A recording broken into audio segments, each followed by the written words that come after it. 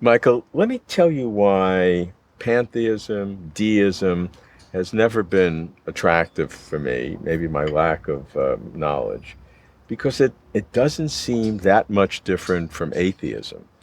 And atheism, if I'm going to believe in science, is a very robust and coherent way of looking at the world, and very consistent with science by almost by definition. So, what is it? Tell me what deism is, and how it differentiates itself from atheism. Deism is a move away from theism, but I describe deism as really theism shaken and stirred. It's a form of theism. There's no question about it. So it believes in the two essential elements that pantheism denies. You still have in deism. You do have a personal God, and you do have a transcendent God. The only difference with deism is that that transcendent God, that personal God, no longer has anything to do with the world, whether through uncaring or disgust or whatever it is. Hume describes that wonderful. David Hume, 1700s, is often described as a deist. I'm not sure that he was, but he's often described as a deist. He talks about, the world being a creation of perhaps a superannuated or infant deity, and the deity just let the world run on by itself afterwards. Now, there's going to be different forms of deism as well. I mean, one prominent form of deism is this notion of a deus abscondus. God absconded, ran away for whatever reason, right? And this is very important to deists of a certain ilk, because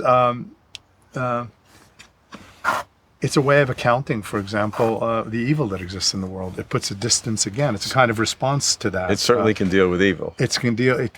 Some people think it can deal. So it deals with evil, but it also deals with the fact that it's a movement toward what deism really is a movement toward humanism, and it suggests that humans can be perfected, if they're going to be perfected at all, have to be perfected by themselves. So it's this turn toward it. Now, some people stop short of that. John Locke stops short of that, but nevertheless, and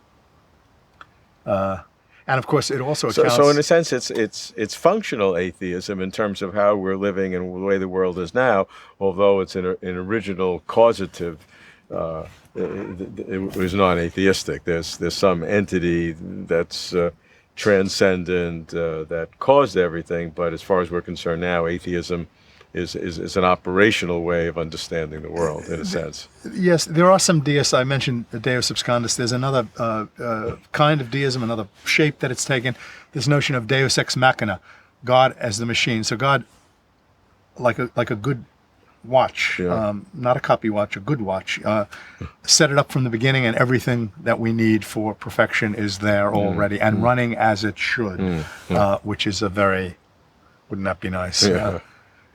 And that's another form that it's taken. So it also addresses the problems of salvation, etc.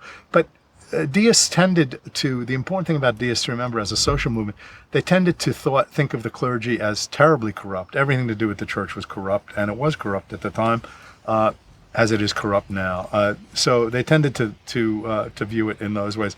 So it was really a movement away from an organized religion and to a moral religion. Now, some deists made that move, but they couldn't bring themselves. The interesting thing, the feature about deism, is they can't bring themselves, perhaps because of the mystery of existence. Who knows why this is? You'd have to read specific deists.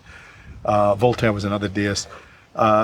You'd have to, they couldn't bring themselves to make that final cut from the notion that God is or was or is a personal deity, and that God is not transcendent. So again, that's not a form of atheism either. But on some interpretations, you could say that deism is closer to atheism than pantheism. It depends. Okay, let's understand that. Why would that be the case, and how does pantheism differ from atheism? Pantheism differs from atheism because in a variety of ways. Theists will have you believe, or would like to think, that anybody who denies the existence of a personal God is an atheist. Right. If one understands instead a God, that a God can be non-personal, that a God can take other kinds of shapes, if you will, other kinds of forms, that we can understand the notion of deity, that we can understand the notion of divinity, that we can understand the notion of God differently than theism, then you're not necessarily going to equate the two. But the important thing has to do with the context of is perhaps comes down to the on the affective side rather than the intellectual side, if you will. It doesn't push the intellectual side away, but it's how one feels about things. Science science gives us an account of the reality of the world, but you have to distinguish science from scientism.